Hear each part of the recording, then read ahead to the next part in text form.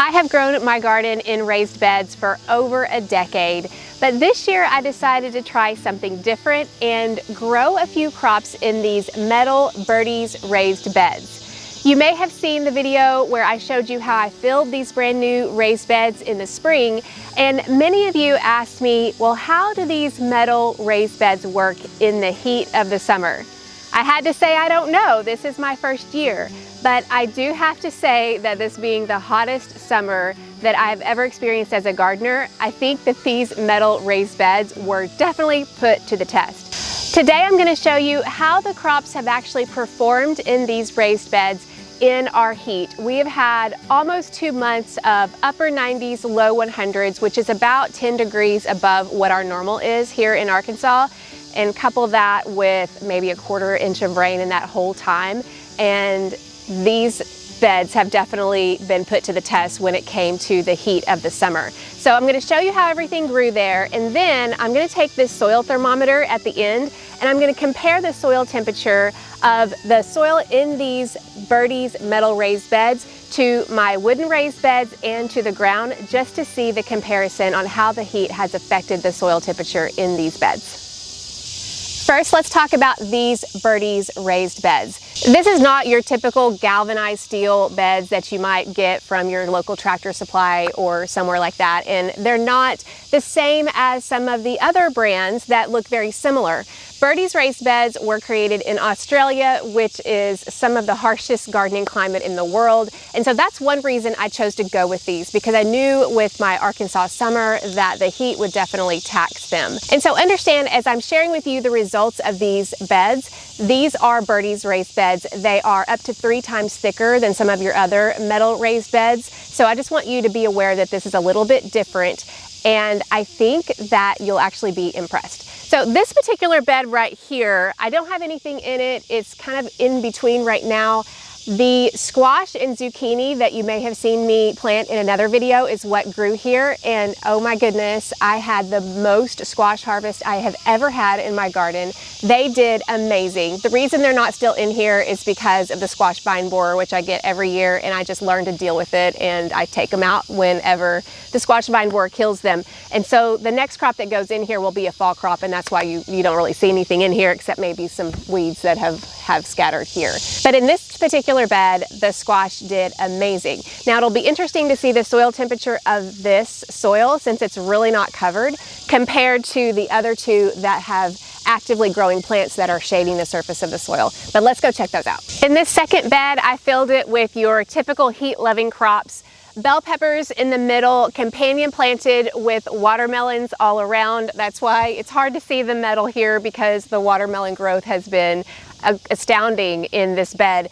I've actually got a watermelon ready to pick right here today. But as you can see, these plants are growing really well. I do have a drip line on here to keep them irrigated as much as possible, but I've already got a good harvest of watermelons so far.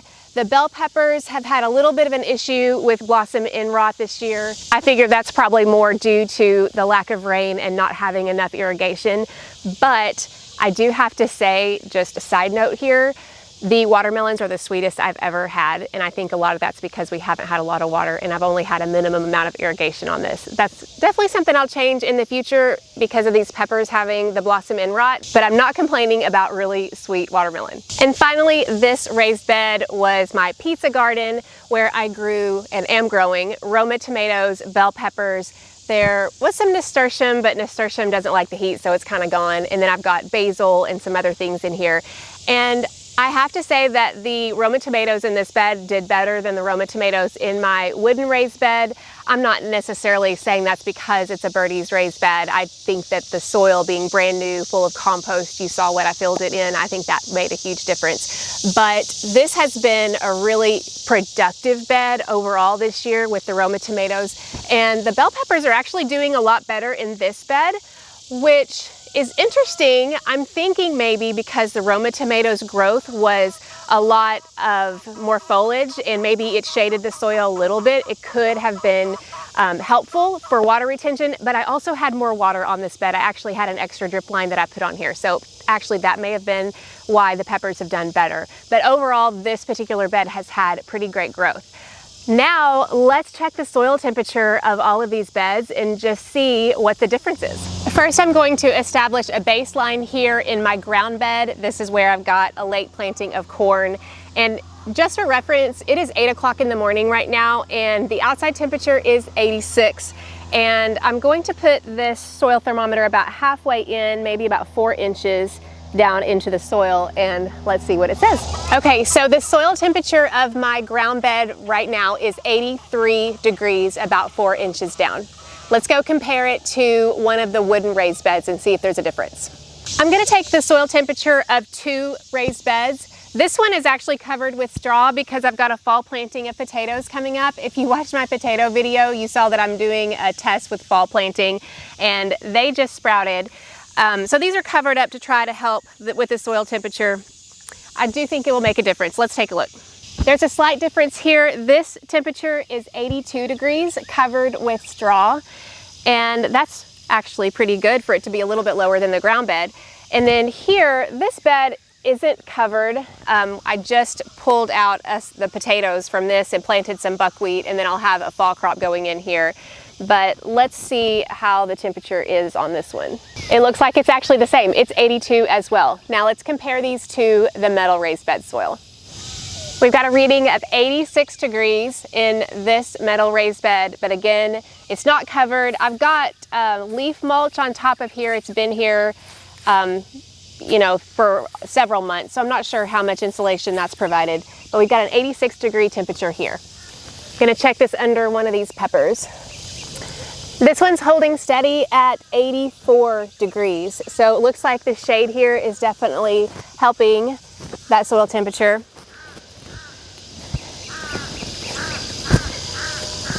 And let's see how it's doing over here.